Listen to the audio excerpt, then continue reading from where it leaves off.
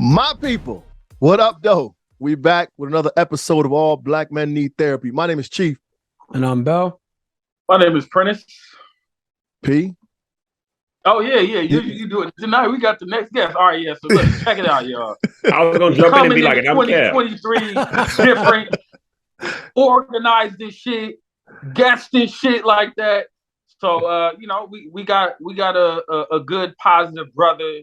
Does a lot in the world of comedy, in the world of black business, in the world of fatherhood, man. I was going to make sure you mentioned that. Big round of applause to Mr. KevOnStage's. Clap it up. Yeah. He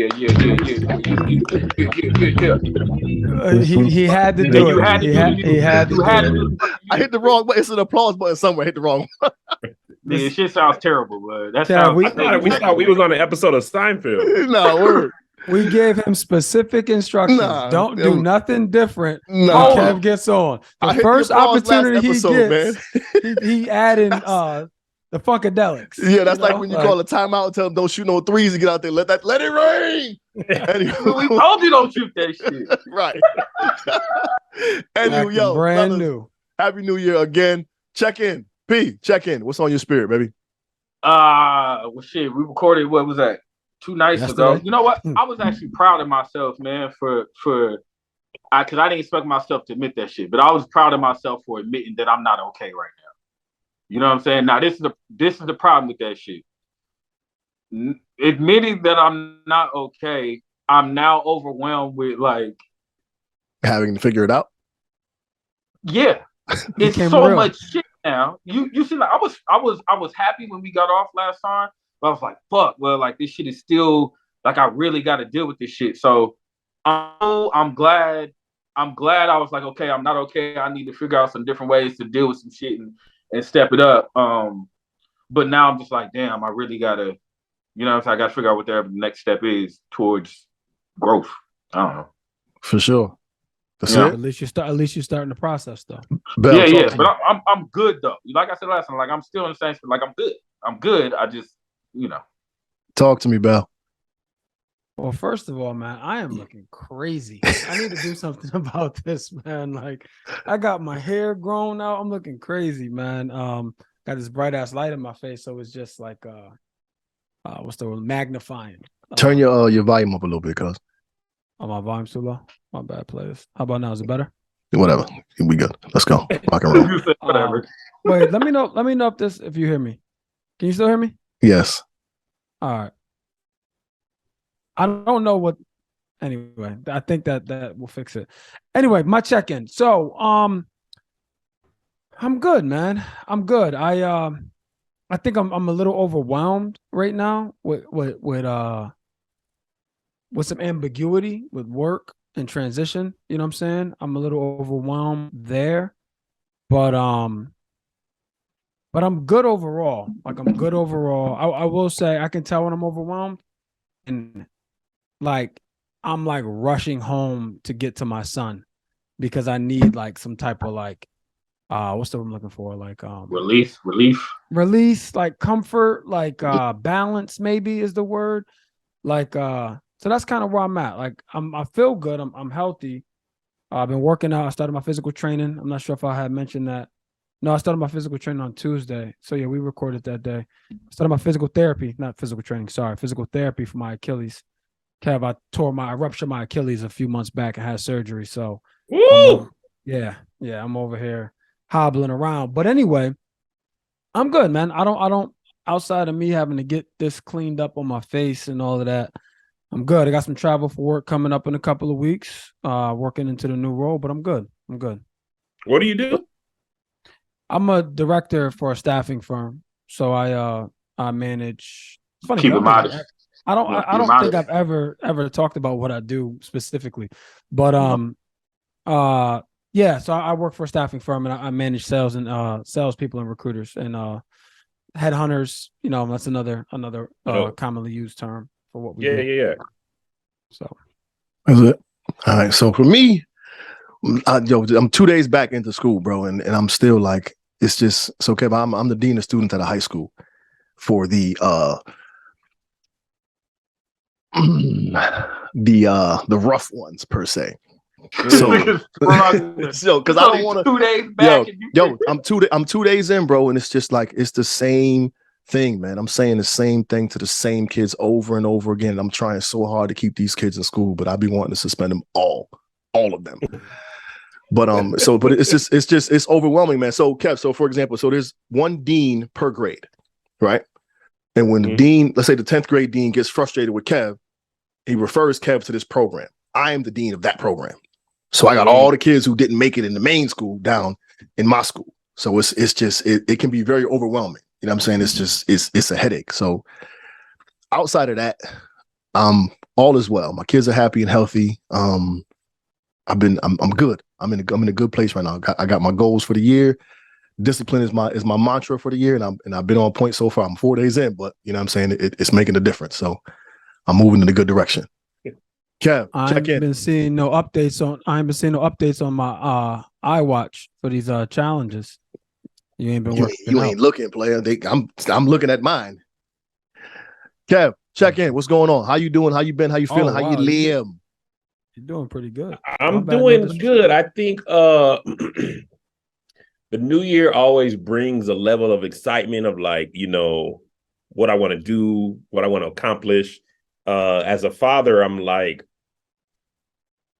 feeling, you know, me and my wife were talking about this the other day. With this beginning of this calendar year, this is the last calendar year that my oldest son will be in high school, full calendar year that'll be in high school. 2 kids, right? 2 boys, by next year, 2 boys, 16 and 14. Wow. So we're about halfway through the school year, just about. So he's only got like 18 months left in high school. So that transition looming is just like, dang, like, you know, we had saw this thing on the internet that was like the amount of time you spend with your kids drops significantly after they turn 20. You know what I'm saying? Or, you know, and it basically starts after high school, they go off to college. Like you will see them less and less, you know, from that moment on through the rest of your life. They'll spend more and more time alone and with their families, with their kids, you know, and the cycle continues. So like I've been a father for so long. It's just, and they've been less and less needy as they age. You know what I'm saying? So the last couple of years, they, you know, they got Postmates and Wi-Fi. They don't even need to leave them. Yo, is that scary for you, bro? Like, yeah, it's like, you know, obviously we live in a dangerous world and all that type of stuff, but it's not even just that. It's just the like when you first take them home from the hospital, if you laid them down on the ground and didn't come back for them, they would still be there. You know what I'm saying? Now they're like, I want to go to my friend's house. I want to go here. I don't want to do this. You know, I've ordered food already. Like, you know what I'm saying? Like they're outside of not making their own money, they're pretty self-sufficient as far as like, if we didn't do anything, they would figure it out. If you know how to order groceries, know how to cook whatever they need, you know. So just preparing for that transition is one thing. And I guess the other thing is like, you know, with a new year, you're always like, okay, so career-wise, how am I tracking? Are you happy with what you're doing? You know, I was talking to my wife the other day, and I was like, you know, there's some things I want to do this year. And she's like, how are you doing them differently so that you don't end up in the same spot? Like you're just doing things, but, you know, I'm trying to remember exactly how she phrased it. But essentially, it was like, how are you doing it differently to achieve a different result? You know what I'm saying? So I go back and forth with like, I'm going to do my own stuff. I don't need no Hollywood to like, this is entirely too expensive. I absolutely need Hollywood. So she's like, you gotta like, the thing about that lane, you gotta kind of decide if you hate Hollywood, you need to hate Hollywood all the way. If you want to be in Hollywood, then you need to go through the like process. You want to be in a movie, you need to get rejected 1,000 times. There's just no way around that part. You know what I'm saying? So that realization is just like, what do I want and how do I want to get it? Is those two things are probably the two things I've been thinking about the most. Is that attainable? Is it attainable to still do your thing and invest the time in the Hollywood dream? We're about to find out. I don't. Hey, you know what I'm saying? I don't know. I think it is attainable, but I think you have to. It's like with anything, like right, you're not going to lose weight without eating right and working out consistently. Right. You're not going to book a role in a major Hollywood thing without taking acting classes and auditioning crazy and being told no. You know what I'm saying? A million times. There's just no way around it. If you want to build up independently, then you're going to have to make enough money and take some L's and finance everything and take every risk. Like, there's no way around that part either. So it's like, I just was thinking of how do I want to approach it this year? What do I really want? And how am I going about getting that? Did you write it down? Funny. I did write my goals down. Okay. Yeah. It's funny, Kev, that you bring that up, because I was listening to your podcast with talking about Deion Sanders and how he took the Hollywood route. You know what I mean? After going to JSU and then getting that bag and then going that route. So I can imagine there's a dichotomy internally that you deal with that, right? Like the whole being independent, getting that money, you know what I'm saying? Like, obviously still being having creative control, which I would imagine you have a large part of that now. As in Hollywood, you probably wouldn't have as much, I would imagine. And that's exactly the issue. I was just talking with one of my boys, and he was like, what is it about Hollywood that you hate? Like, what happened? Like, what happened that made you this way? You know, and it was the control thing, Bill. I there was two distinct things. One was, you know, at a company I was working for, unbeknownst to me at the time, a project that I was able to write and direct was a project I thought we were all on board with. And it turns out it was actually two different sides of the company using this project as an example to make their point. One of them wanted to succeed. One of them wanted it to fail, both to make one point, the other point. And I'm thinking we all wanted to succeed, you know, so finding that out. And then another time we had pilot was sold to a network. And, you know, when a network buys something, they have final say so on everything. So they took, to me, everything funny out of the script out, everything that made it funny and unique, and muted the rest of the stuff that they left in. And then when it was over, they were like, nah, this isn't that funny.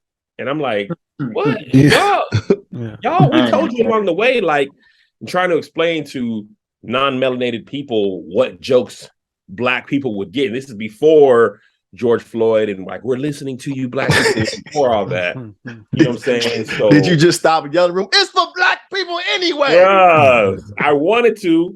So those two things made me be like, all right, bet I'd never want to be in that position again. Unless I know, like, if I sell a project, I know I'm giving up a certain amount of control, but I'm getting huge sums of money in exchange for that. And then I'll use that to make something that I have full control over.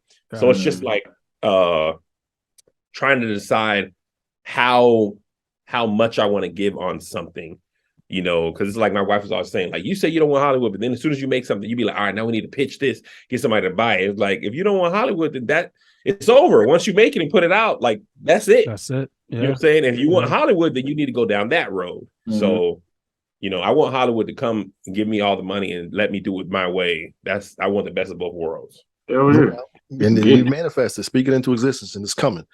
So in hearing you say that, it sounds like Hollywood has already given you a bunch of no's. You know what I'm saying? And enough to the point where it's like, okay, well, I'm gonna do my own thing, or however you want to look at it. If I'm gonna be honest, gotta be. It's not even really a lot of no's. I've been positioning it like that, and this is something I've been thinking about. Melissa having a good wife is very helpful in life. Preach. But she was like, Kev, you be saying all this, but you ain't even really been going hard, and you haven't been told no a lot of times. You just don't even play the game. Like she like, you make it seem like you turned down 1,000 auditions and pitched I probably auditioned less than 10 times.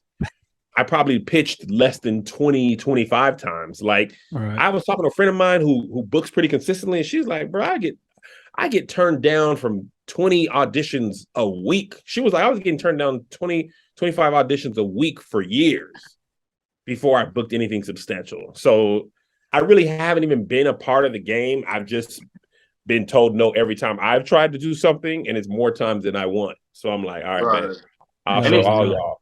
And you know what I'm saying? If I'm honest, I haven't even been told no that many times compared to people who really be out here pitching and pitching and pitching, or auditioning. Yeah, I think sometimes it's easier to like exaggerate a scenario to justify why it's not happening. You know what I'm saying? Yeah. Or you know what I'm saying, why we're not pursuing it as hard as we want to. That shit happens. I mean, it happens. We all do that shit, man. But I think it's dope to acknowledge it.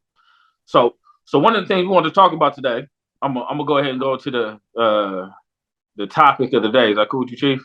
Yeah, rock on. We all right, grooving right now. I mean, kind of being able to segue into that. We were talking about, we were speaking on, we go through so much. So we're all fathers here, right? We're all entrepreneurs in some kind of way, running companies, running businesses, doing other things. We're all fathers. 3 out of 4 of us right here are married. I'm new to the motherfucking game and shit out here. So we were talking about, all these responsibilities that come with, having a family, having these goals, accomplishing goals, chasing dreams, blah, blah, blah. When is it okay to give yourself permission or grace to make yourself a priority? And that's something that I kind of thought about, thinking about talking to you on the show, because one thing I've noticed about you, and this is something I've always wanted to tell you, but I don't be trying to seem like super hella extra fan nigga on the DM, so I try to just be cool, But one of the things I noticed about, there was a time where I started struggling with the idea of how much I put my kids on the internet, because it gets weird after a certain point with this. It gets strange, things start happening. You want to shield your kids from all that. And then I started really getting into your work and following your work more, and I saw what I appreciate so much about what you do is how much you do incorporate your family and the way you do it. You know what I'm saying? It's not excessive, but it clearly, your family is clearly a part of who you are, and that's not a part that you seem to be willing to separate in order to succeed or even feel that you have to. So that kind of has given me a lot of ideas about how I structure things. But sometimes we do things and, you know what I'm saying, we start to struggle. We may be successful in this area, but we're lacking in another area. When do you have opportunities, or when do you struggle ever with giving yourself like permission or grace? You know what I'm saying? Like to work on the things you think you need to work on. I think I probably started really around the pandemic, as far as like the personal growth. Like that's when I started therapy. I think that's probably when I started to like feel like I needed to, I don't want to use the word tighten up, as it, you know what I'm saying, but work on myself as a person. Was there? Go ahead, let me write this down. Go ahead. No, I'm just saying, because when you say you need to work on yourself as a person, was there a specific something that happened and was like, damn, Kev, you was kind of trippy, you need to tighten up? It wasn't that as much as how do I say this? There was, however the fuck you want. I think I was struggling. This was right around the beginning of the pandemic. I was struggling with I would say the weight of hypervisibility. I still struggle with calling myself a celebrity, because I still traditionally think of celebrities as like A-list celebrities, movie stars, rappers, you know what I'm saying? So I'm like, bro, I'm not like Diddy or Viola Davis. Those are celebrities. I'm hyper visible. I have a lot of followers, but I always struggle with that. But anyway, at this time, this was the first time in my life, in this journey, that my personal life became I'll call it podcast fodder, podcast and article fodder. You know what I'm saying? I had a podcast, pretty public podcast co-host, and I split. That was one thing. I had had gotten dragged on Twitter at the same time. So I was like, why? Yeah. So it's about to get good. It's about to get good. No, I'll share.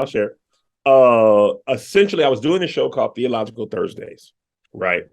And I had a prominent voice in the Christian community, and unbeknownst to me, that voice clashed with the LGBT community. And I'm just thinking I could just have a conversation with this person. And just by having that person on my platform, Twitter was like, you are platforming them and this and that. And I wasn't aware of all of this. And I was, you know what I'm saying? So, I mean, I've had articles, people DMing me, emailing me, tweeting me. I'm like, there was kind of going in, and I hadn't really experienced like negativity at that capacity. No, the trolls are real. Yeah, I mean, I don't even know if it was trolls. It was just people who were hyper sensitive. Yeah, so they were going in. So it was like, oh, this is too much. And I still was trying to approach the internet like everybody can like me. I can be friends with everybody. And that time period in my life deaded all that hope and innocence and naivete about that. So I think at that time, and still not growing up with my real dad was a part of. That's why I thought I went to therapy, which also was a part of it. But I learned in therapy that so much of your life and your childhood impacts so much of your life in ways that you don't even anticipate. I mean, literally, I at one point I was like to my therapist, I was like, "Boy, you always bring it back to 6, 7-year-old kid. It cannot possibly be all stuff that happened before I was 10." And she was like, "You'd be surprised. Most of it happens before you're 6. Like it will, you know what I'm saying?" So, man, I'm probably the biggest beginning. Yeah, Kev, welcome to All Black Men Need Therapy, bro. That's what we've all been realizing. Word. So it's what crazy. We've all realized, man. Yeah, the worst part right now, they know, these two know this. All I'm like, I am fucked up off of my childhood right now.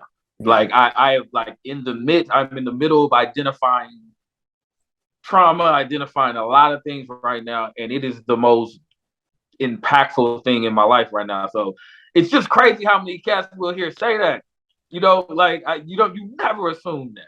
And so the thing is, like, what I learned is, it's, for me at least, I don't know about everybody, but for me, it wasn't even all traumatic things or things I internalized as traumatic that set me on a path. I'll give a really specific example because I said it casually in therapy and she like identified it as this thing. But when I was like 19, I grew up in a military family. My dad had moved around. We moved around a lot because my dad got orders pretty much every 3 or 4 years. So I moved to Washington, so I met Melissa. We're in high school and stuff. 16 years old at the time. So 3 years later, 19, my dad's getting duties. Getting a new duty station. And at that time, I'm in college, right? And I'm like, I don't want to. He was getting sent to Spain, so it was a hardship duty station. So you couldn't bring your family. So my sister and my mom were moving back to El Paso, and I was like, dog, I'm not going back to El Paso. Like, it's whack. There's nothing going on there. It's dead. I'll get stuck there. I got to stay in college. So I had to get an apartment. And I remember my rent was like $515. I was just talking about this the other day. And I had like $300. And I remember rent was due on Saturday the 1st. And I didn't have it. And I got an eviction notice on the 1st. And I was like, dog, the bank ain't even open. Like, how y'all wouldn't even cash this check if I gave it to you? How y'all putting it on Saturday? I thought I had at least till Monday. You better figure something out.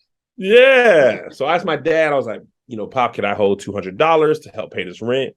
And he was like, I got you, but this is the only time I'm going to help you. It's the only time I'm able to help you.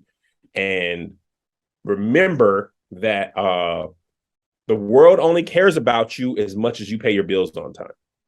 So from that moment in time, he wasn't telling me I'm not going to help you because I don't love you. He was really like, I don't got it. I got to pay for myself to live in Spain and pay for your mom to live in El Paso. You in college, like, I don't have it to help you. So you really got to figure it out on your own. And I basically took that conversation, which I wasn't even mad at him. Like, we weren't at odds. I really was like, I bet I got it. I'll figure it out.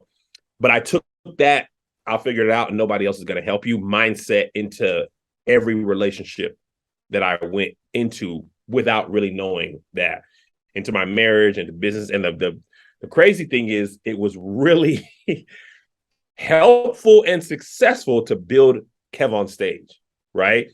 because I built the YouTube personality and page, and in that arena, it worked. Not helpful in a marriage, not helpful in a company.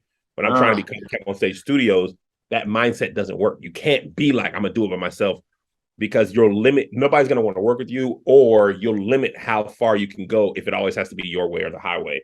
So I'm still kind of trying to unlearn that idea, and I've only really identified it like a year or two ago. Wow. And I realized how big a part of me it became from that one kind of offhand conversation with my dad when I was 19. That's wild, man. No, that's how'd your conversation with your dad go, Chief? Kev, but this is welcome to our fatherhood trauma, bud. Let me just say we have absent fathers, and we make jokes. I'm about to say, did Chief know his dad? Because I feel like Chief don't know that nigga. So long story short, Kev, I'm 42. I met my father when I was 31 years old. And, I was always taught, honor thy mother and thy father. So my mom, it was just a long story. After my brother lost my brother, my mom was very adamant about reuniting me with my dad's side of the family. I met my brother and my sister on my dad's side. And then one day she pulls up at my job, and her and my uncle come in, and I look just like my uncle. And I always said, if I walk with my dad, I would never know who he is, right? So I'm holding the door. Everybody walks in, and then all of a sudden he comes around, and it was like looking into my own eyes. It was the craziest shit ever, right? Long story short, we get together. I make him dinner. We have a conversation. And in this conversation, he pretty much said, I wasn't around because I told your mother not to have you. Needless to say, that's the last time we spoke. So until we had the father, an episode about fatherhood, or about, fathers with daddy issues, I didn't realize how impacted I was by his lack of presence. Like, just growing up with moms, like, this is what it is. Yeah. Most of the people around me are like that. So then when these guys get to talking about it, I remember the episode, I'm sitting there and I'm like, listening to them talk about it and Prentice talk about it, and I'm just feeling myself with rage. Like, I'm just angry. I might have said like 15 words in that episode, you know what I'm saying? And then we had to dissect it, had my mom break down relationship with my dad. We had to go through all this. And that's actually when I started therapy, is when I realized I was holding on to these daddy issues. So you was just looking at them with fire in your eyes. Like, man, it was rough, bro. It was rough. So back to the topic at hand, we danced around it, but so the question is more so, P, was it making, like, when is it time to make yourself a priority in the midst of all of what you're doing? I don't think that I don't make myself a priority in my life. I feel like, for the most part, I'm a present husband and father and all that stuff, but I have a lot of time to myself, you know what I'm saying? Especially when I'm on tour, like,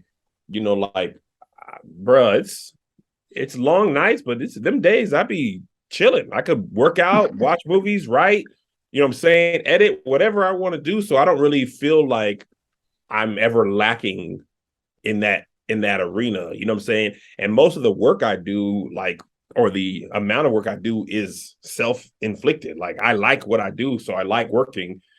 So when I don't have a lot to do, I'll create work to do just because I enjoy it. You know what I'm saying? So I wouldn't say that I feel like I'm not putting myself first. I don't believe. And the dangerous part of that. Go ahead. I was just going to say, this is the dangerous part about that, as a husband, at least. When you are, and I'm not trying to big myself up. This is just Please do. Please do. We give ourselves enough credit, man. Why not? Please do. Yeah. Please do. The floor is yours. Take it easy. When you are people's boss, or they're trying to work with you, I watched this show called HBO show about the Lakers. I can't think of it right now. Winning time. Some shit with time. Show. Yeah.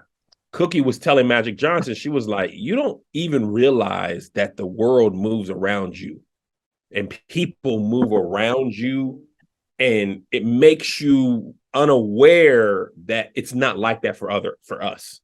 So, my wife was telling me, and employees, like, when you're free, that's when things happen. But that means we have to shift other things to make it happen when you're free. You know what I'm saying? Like, even this podcast, like, Prentice was like, we usually do it at this time, but for you, we'll do it at this time in order to make it work. You know what I'm saying? So that's a lot of my life is like that. But other people, you know, eventually they like, it becomes all about you. So you kind of have to like be aware and considerate, especially in romantic relationships, of that. And that's kind of one thing I'm working on now, is being as considerate to my wife as she is to me. But the problem is, if you don't recognize it, you're not aware of how considerate people are being for you, because they don't tell you, hey, I'm being considerate of you. It just happens. So you're not aware. So that's kind of what I've been trying to, you know, manage, I guess. Did your wife bring that to your attention? I was asking the same question. You figured out? Yeah, she did. Absolutely. Okay. No doubt. That's important, man, because that's something that can get lost. Because what I was going to say, Kev, what you just described is beautiful in my opinion. And here's what I mean by that. The question was, when do you give yourself enough time, right? When do you give time for yourself? And what I heard, and you can correct me, but what I heard is, like, it sounds like practicing your craft is therapeutic in a way, right? You said, when I have downtime, I work, right? Because I write, right? I'll do these things. But I think that's so dope, because that's when you know you're doing what you truly love. Yep. Right? Yeah, for sure. Like you have downtime, and you say, well, you know what? I'll create something right now, right? Because that's and that's how you create your livelihood too.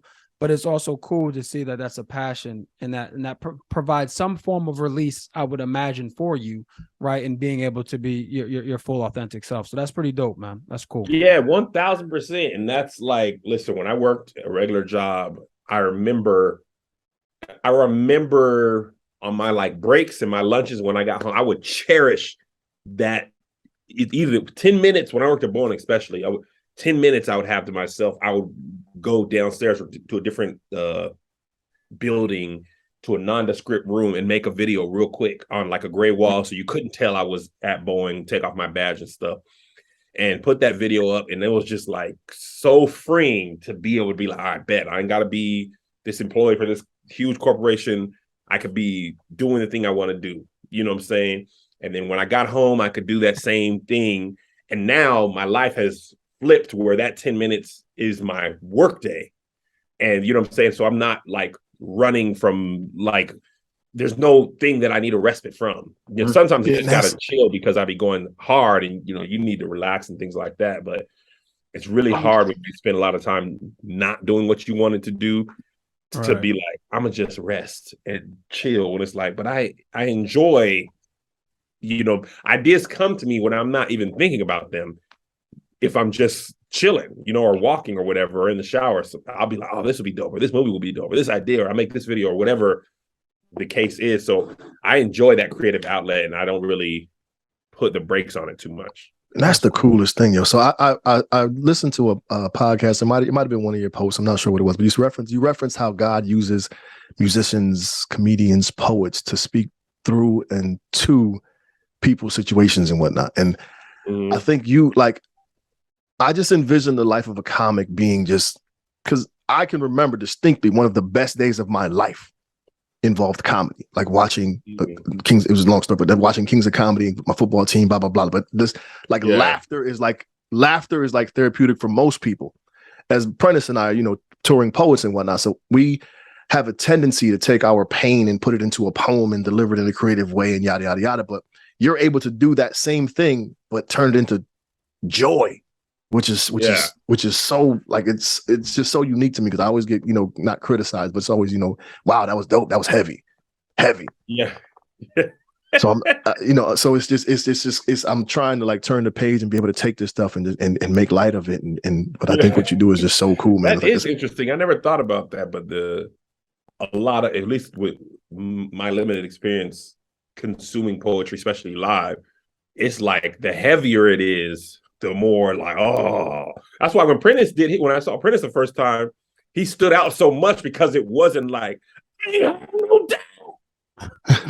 I was always mad, because I'm not that they weren't good, but his was like, it wasn't in that same vein, so it just stood out. But but poetry it'd be some heavy material delivered heavily. Yeah. So with us, it's like And so I did it for the longest and not even realizing I did it. I was quoting therapy in the name of writing this painful ass work, and the applause was compensating for what I really needed in order to deal with this shit that I'm writing about and that people say I'm so talented at expressing. You know what I'm saying? Yeah. And so like with comedy, it seems like, you know, you hear people say it. And recently, I think I was watching I watched Deion Cole stand up, and that I think the most profound shit he could have did was at the very end when he said, "Yo, we're people, and we come up here and we be in pain and we be going through a lot of stuff, and we find a way to make it laugh. So check in, ask, make sure somebody's okay." Yeah. I wanted to know for you. This is the question I personally wanted to know for you.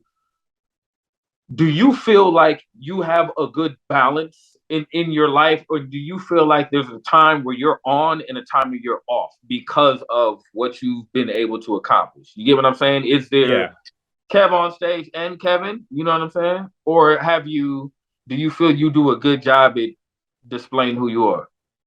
I think there's really no such thing as balance. I think you pour in it's better like a seesaw, right? Because it's like when I'm chasing my dream, that means I'm usually on the road performing. At that time, I'm not a present husband or present father, right? I'm not in the home. When I'm in the home, I'm not chasing my dream. So you are there presently wherever you are, but I don't think there's not a true balance. Like I'm doing good a job at this and good a job of that. You know what I'm saying? I think there's ebbs and flows. But to better answer your question, I think I'm still working on that. I think the best way to explain for me is I feel like when I leave the house, the most where I feel like on is when I'm either like performing, and that's literally like this podcast or my podcast, or on stage, and then I am presenting myself as Kev on stage. But then when I'm not, then I'm just Kevin Fredericks. You know what I'm saying? So it's like people will be surprised because people always be like, "Oh my God, I bet you're just so funny at home. I bet you just be having your whole family cracking up laughing." I'm be like, "Y'all think I just be at home performing material?" Like, yeah, they do. You know what I'm saying? Like before I did this podcast, I was asleep. I was on the phone with a friend of mine talking about business, and literally the last thing I was doing was preparing to set up an ad on Facebook. Like, and downstairs I was tasting dinner. Like right now, my wife had said, "Come eat," right at the time we started this podcast. So the whole family was down there, more than likely eating. Like my kids be in their room playing the game, watching YouTube. My wife is doing her thing. Like I am at home the same way. Now we're all together. Obviously, I would say more funny things than the average father, but I'm not like, you know, the thing about LA is traffic is crazy. Like I'm not doing that.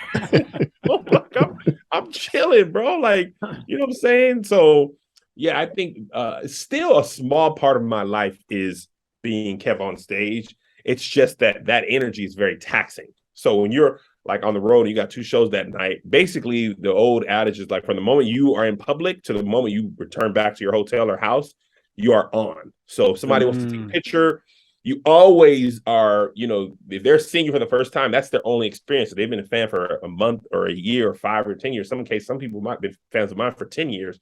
You want to make sure they have a good interaction because they've been supporting you for a long time. And, you know, people don't care, and I don't mean this negatively, but they don't care what you're going through if they have an opportunity to meet you. So, you know, a friend of mine, comedian, was saying, like, if you ain't good in a good headspace, then don't go out.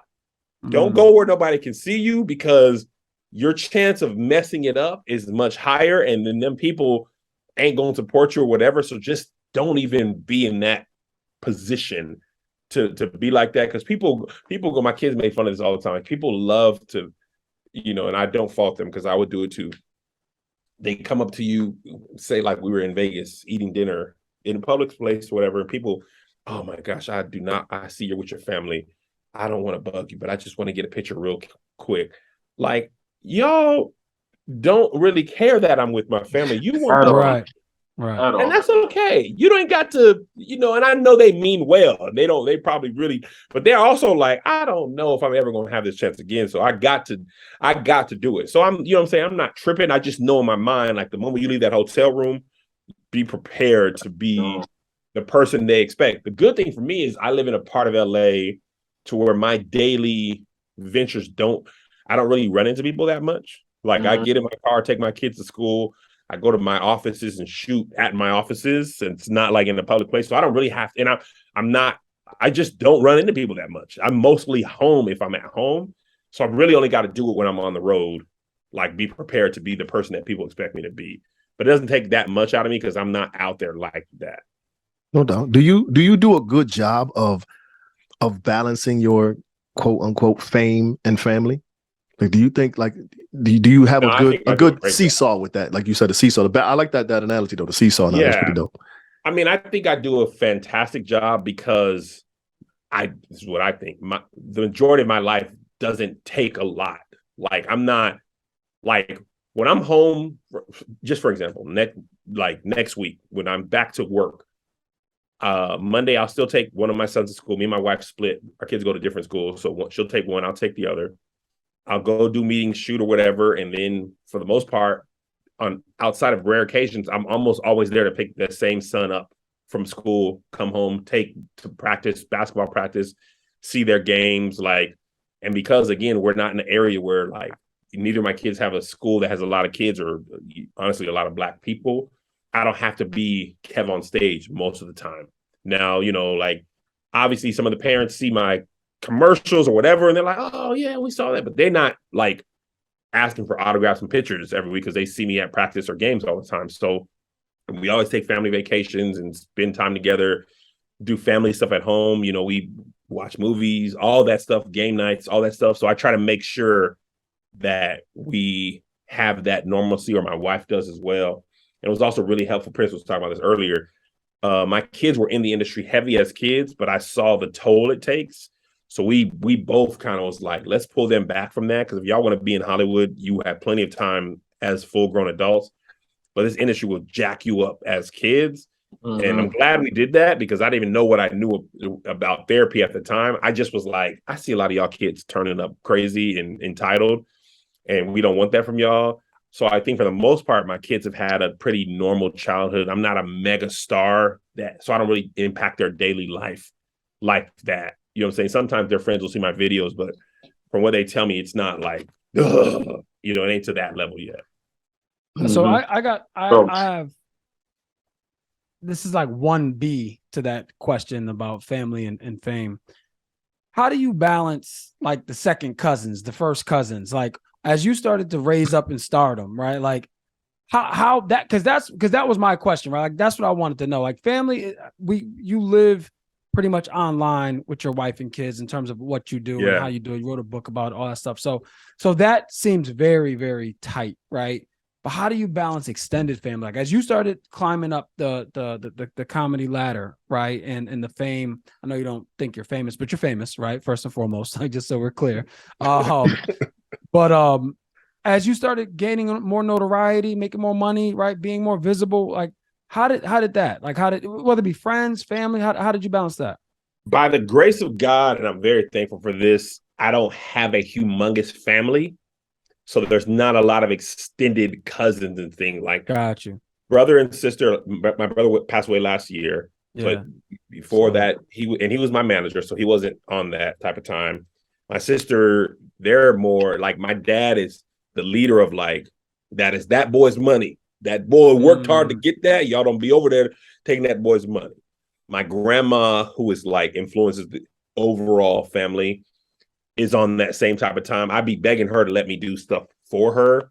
But for the most part, I don't think I have that much. And most people respect the process. Melissa's, one of her cousins hit me up and asked me about a show, but he'll if he could put a show on with me, but he's who's your agent? How do I go about the proper protocol? The right way. Right. I will, you know what I'm saying? Some of that was educating people, nieces and nephews who are younger, man, post me on your gram. Come on, man, get my phone. And I'm y'all, my social media is business. It's not just, it's not like most people's social media. And you honestly don't really want that attention from a whole bunch of strangers. That's why I never tag, my kids have Instagrams, but they're both private and I never tag them. I don't want my fans following them or engaging with them I want them to have as much of a semblance of real life. But like, people ask for money, but luckily they don't go crazy. You know what I'm saying? Like, and I don't have a lot of people to answer to. So it's not like, it's definitely under control. And I'm grateful for that, because that's a huge problem for a lot of people. And a lot of people end up having strained relationships with their family because people feel entitled to everything. And also, what people don't understand is you never know how many other people are asking for something. You know what I'm saying? You really only care about what you need, but it's at any time, it could be 3 or 4 people asking for something. So that adds up. You know what I'm saying? And I'm not trying to go broke trying to cover everybody. Because when I was working at Boeing in the bank, I couldn't pay for you then. You know what I'm saying? I got a lot of employees and things to pay for too. Like, this is a business. There's other people who depend on this as well. And I'm trying to make sure I leave an inheritance to my kids and make sure if something happens to me, my wife's taken care of. So I'm pretty diligent about that. And my family understands for the most part. Yeah. That's dope, man. I know you got dinner over there at the crib. You want to be respectful of the time, man. But just before I forget, because I will forget because I've been smoking. I really appreciate what should I have, but I you know what I appreciate about you, man? I appreciate the fact that you don't in just sharing your story and your experiences, you don't seem to be under any duress because of your success. You know what I'm saying? You seem to be living how you want to live rather than how you have to live, which I think is comforting and refreshing for somebody like myself who's very adamant about doing the same thing, but striving to achieve certain levels of success, right? Yeah. And I think a lot of times we see other brothers who achieve success, but a lot of their current story has to do with the cost of it and the toll of it. And that kind of is like the dominant theme under the notoriety, which they end up not even really giving a fuck about. So I'm happy that you seem to be just as normal as we are still. You know what I'm saying? Yeah, and honestly, y'all caught me at a time where I'm like, if we had this podcast in 2020, I would have been like, the fame ain't worth it. You know what I'm saying? Because I was still struggling with that. But honestly, one of the things that I had to realize is like, I really had to stop downplaying myself to prepare for like what was coming. Like, I talk about people's real lives on podcasts, and what was crazy, and I had to accept, like, you could say you're not a celebrity all you want, right? I could say that. But when people put my drama in their YouTube title, it would be the most viewed video on their page. So it's obvious that somebody cares. So I really had to accept that truth and then move like that. So that's part of the growth. And I think, you know, I think God allowed me to accept that and even see, like, when you grow in this industry, at some point when you succeed or exceed people's expectations, that love can turn into hate or dislike immediately. Only because people think, all right, now you're doing too much. Like Jenna Ortega, I don't know if you guys know her, but she's the star of the show Wednesday on Netflix. My daughter love her. Mm-hmm. Yeah, she was in Little Rascals with Zay when he first made his movie when he was 5 or 6 years old, right?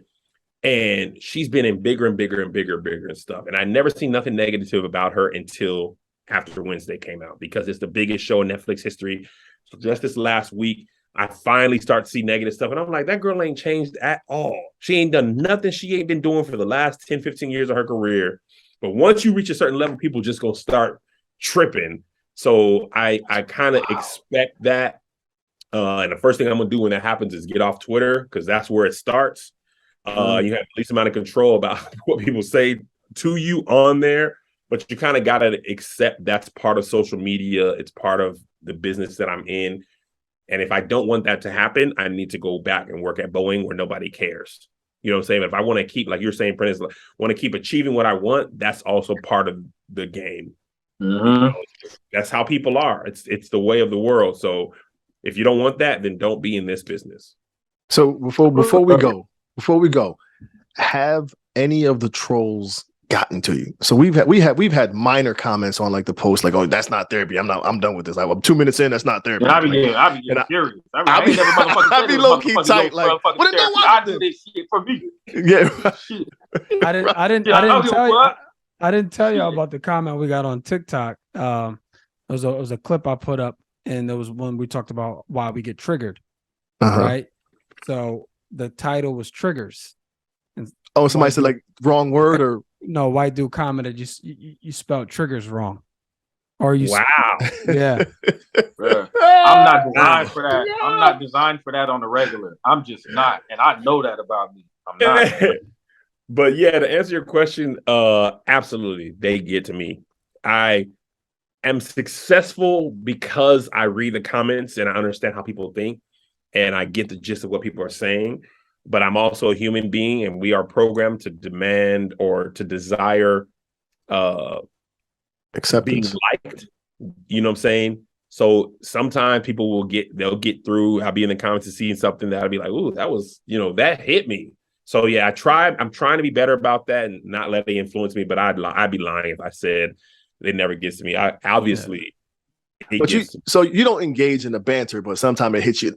That kind of stung a little bit. Sometimes I engage. If you catch me on the wrong day, sometimes I'll be like, bro, I'm also like just a nigga too. Like, bro, you ain't gonna talk crazy. You Kev said nigga on the podcast. I needed that. Like, got it. And that's perfect example, right? People be like, oh, he's changed. He says nigga. First of all, I never didn't say nigga in my life ever. I only didn't say nigga on YouTube because it used to mess with the monetization of your videos, right? Oh, yeah, so, we're not doing that. We're not messing with my money, right? Yeah, and my comedy, people are like, he's changed. Like, bro, I did it. If you saw me in Tacoma, I'm actually more tame now than I used to be. Just the first 2 years of my tour, I was performing in churches, and obviously I'm not going to be saying nigga on stage there, right. But people think they know you because they engage with you the way you present yourself. And and they just don't. And they really be talking crazy, like, oh, this is that. And like one thing I used to really piss me off, and I've changed a lot of it. People will question my Christianity, like, oh, he ain't saved no more. Like, nigga, you don't just shut up. Because one thing I hate Christians creating basically like a Christian avatar of themselves publicly and on social media, and that's not really who you are. I be backstage with these people. They all talk like me. Everybody say nigga. Some people say more stuff than I say. So let's just be for real. Right. Like y'all just really couldn't take the people being real. And because people can't take it, then they can't present themselves as they truly are. And the cycle continues. But I'm like, you will see who I am for real. If you watch my podcast, that's how I be on stage. And if you don't like that, you'll be okay. Because what I also hate, all this cussing and stuff. Christian, I'd be watching people, same people who get mad at me for saying nigga, be the next day tweeting about power and Game of Thrones and like, bro, that's all cussing, violence, sex. Like, be consistent, but we don't be. So I've taken less offense to that as I've aged because I'd be like, y'all, you'll be okay. Even if you unfollow me or talk crazy, you'll be okay. Cameron said it best. He said the internet's the only place where you can troll somebody for being broke and then log off and go eat a sugar sandwich. That's classic. That's classic. That is classic. Oh, that's hilarious. I'm adding that to things I say. Bell, you had a question about the show in CT. Oh yeah, hey Kev, I want so Chief and I from Connecticut, and I remember, man, you pleading with your fan base about people coming to see you at the Funny Bone in Manchester, Connecticut. I live in Boston. I live in Boston now, but how did that end up working out? We end up selling out 3 out of 4 shows. Wow. Okay. Cool, man. Like cool. They really pulled up. And that's another thing. I'd be dead serious. I was like, dude, I'm not coming back. That's what made it so funny, man. I'm not gonna do this, bro. It was hilarious, man. Dog, and it was funny to me because it was funny to me because I'm from Connecticut and I used to live in Manchester, so I know exactly where. Like it was just hilarious. Yeah, and they were like, "No, can't we just be like that?" Well, don't be like that because people are not gonna want to come perform there if people. Right. But it's like a vicious cycle. If you don't buy tickets early, people be like they cancel, and then people don't want to buy tickets early because the shows always cancel. Right. And it's really up to the audience. I definitely will pull up there. There's some other cities I won't return to. And I'd be dead serious about that. And that's why I say if the show's selling out, it really is selling out, and if it ain't selling, it really ain't selling. So, like, so you be serious. This ain't a ploy to get people to buy more tickets. Like, nah, y'all ain't getting their show. I did this.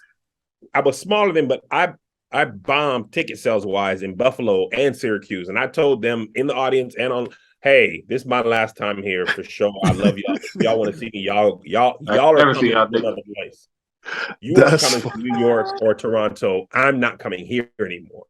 And people be like, I remember when last time you came, Kev, you wasn't lying. You really don't be like, I'd rather go to Atlanta 10 times than that's funny. Go to Buffalo once. That is funny. So against Buffalo, you guys are amazing people. That's funny. So I think we got a bunch of content. I had a great time. Fella, Kev, we normally close with a final thought, just kind of, a gem you took from the episode, or a nugget you want to share or whatever. So P, we'll start with you. Give us a final thought, bro. Remember that we are all regular, normal ass people, man. We are all regular, normal ass people. That is my final thought. Go ahead.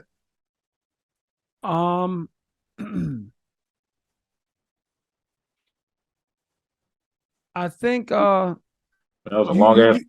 Yeah, because I'm like, damn, like we went so many places, and normally like we have a theme of the episode, right? Like today we're talking about this, but we had a lot of questions. We obviously had an amazing guest in Kev on stage, but harmony is the word that comes to mind. I'll explain. Like premise the question was about balance. Kev said, hey, it's more like a seesaw, and I think because it's true, right? As fathers, right? You like me, like I left the office today at like 6:15, which is real late for me nowadays. But it's like, all right, I gotta help him get home to my son. And if I'm at work, I'm not with my family, right? But if you're at work, you're providing for your family, right? So it's the conundrum that you deal with. And balance, I don't believe there's ever going to strike a balance, right? We're ever going to strike a balance.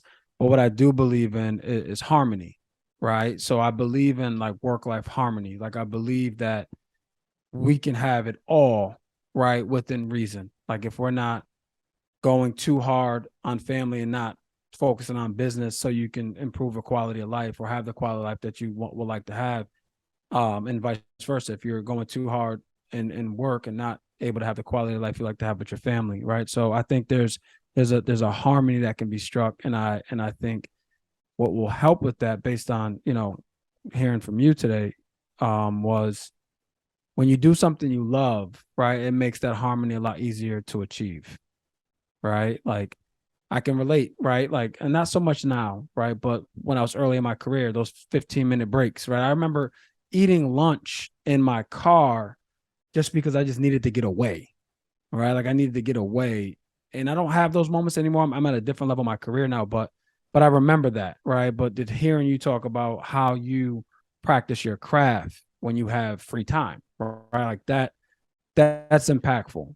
So that's what harmony is for me, right? Striking that work-life harmony.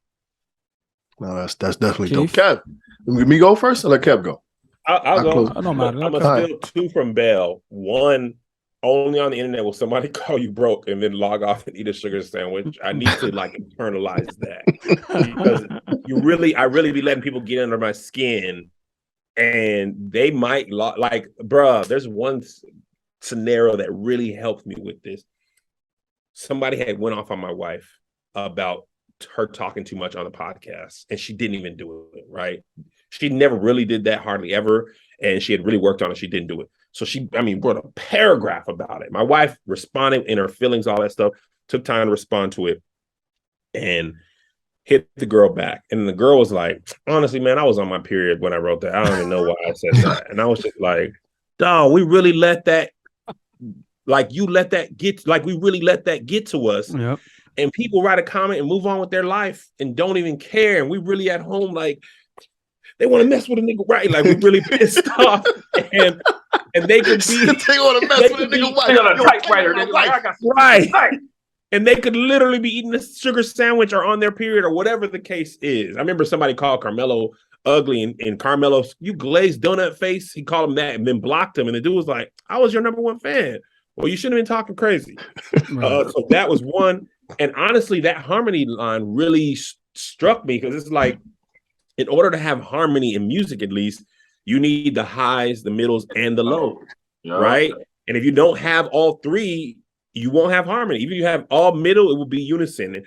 Unison, cool, but it's not as beautiful as harmony. So you really can't have everybody on the same thing. And I think that's a beautiful thing I'll take with me, is like, will give your life will be harmony. You live your life in harmony doesn't mean it'll be high all the time, won't be low all the time. Exactly. Sometimes be in the middle, and that is also beautiful. Great. Yeah, that's good. Yeah, for sure. I definitely when I tell people that, Bell, just know I won't be siding you. But it's all good, man. All good. As long as I know we're good. We're good. I appreciate you. We're good.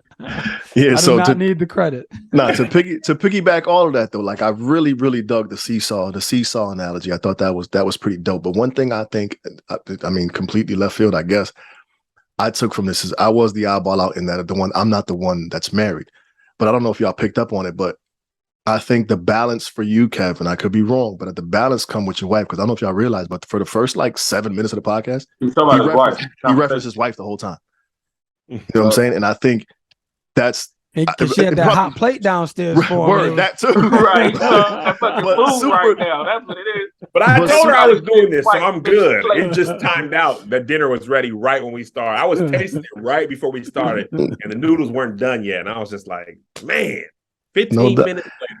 But I think but for me, just, you know, because obviously, again, I'm the one that's not married. So I think just seeing the level of appreciation you have, I'm not even sure you realize you did that. Like for the first 7 minutes, you referenced your wife several times. And it was like, that's dope. Bruh, I'm gonna tell you one thing. I've been saying for a long time, my career has taken, you know, like time, and I'm okay with that. I don't want to make, like, say if I got cast in a blockbuster movie, it was a $20 million man and all that stuff, but it had cost me my marriage, I wouldn't feel like I made it.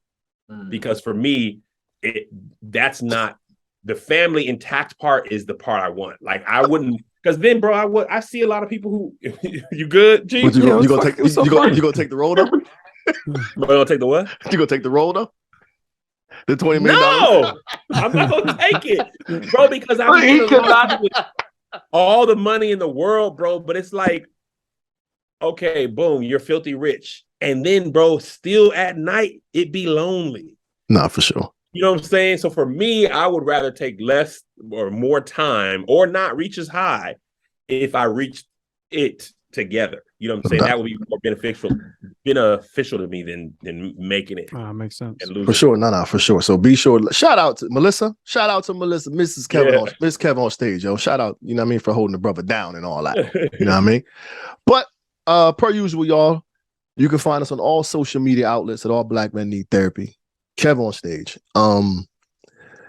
Yeah, I thought this was dope, Kev. We appreciate you sincerely, bro. I appreciate y'all, man. Thanks for having me on. It was a dope combo. I'm not sure if you anticipated us, just having a regular conversation versus like, digging into your career, asking all the questions you normally get and whatnot. I didn't really know what to expect, but I knew it was gonna be straight. I knew it was gonna be straight, and it was. No doubt. We appreciate that. So yeah, man, hit us up with any questions, comments, complaints, or concerns at All Black Men Need Therapy. And per usual, y'all, do us all a favor and hug a black man today. Do that shit. And tomorrow. It's the first week of January. We got Kev on stage on our motherfucking podcast. Do it. We out, y'all. All right, y'all. Thanks, Kev. We appreciate you, brother. Of course, appreciate y'all, man. Y'all take it easy.